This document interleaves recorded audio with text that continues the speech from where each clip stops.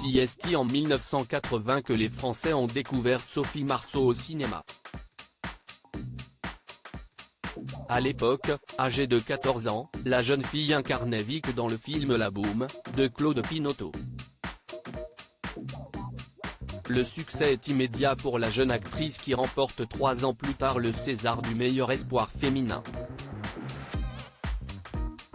Elle fait ensuite la rencontre de son premier compagnon, le réalisateur polonais Andrzej Zulawski. La jeune femme tourne également avec des acteurs à succès comme Jean-Paul Belmondo dans Joyeuse Pâques, 1984.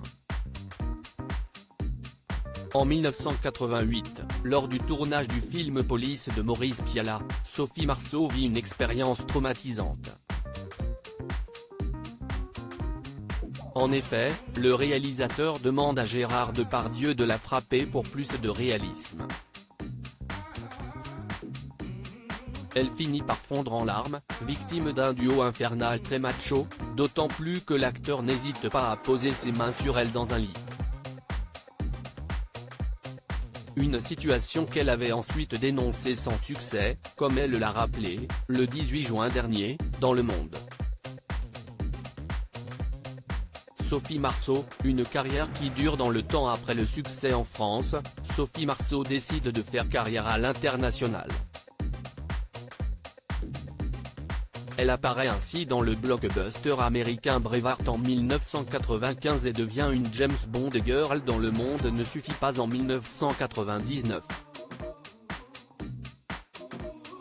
Au début des années 2000, elle revient sur des tournages français et se démarque par exemple dans LOL, 2009, Un bonheur n'arrive jamais seul, 2012, ou encore I Love America, 2022.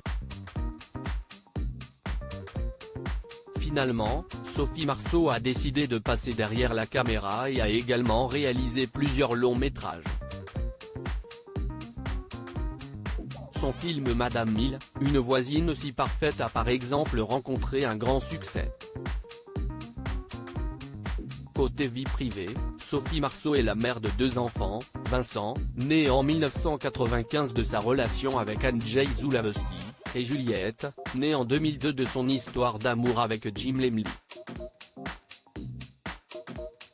Elle partage sa vie depuis juillet 2020 avec le producteur de théâtre Richard Kaya.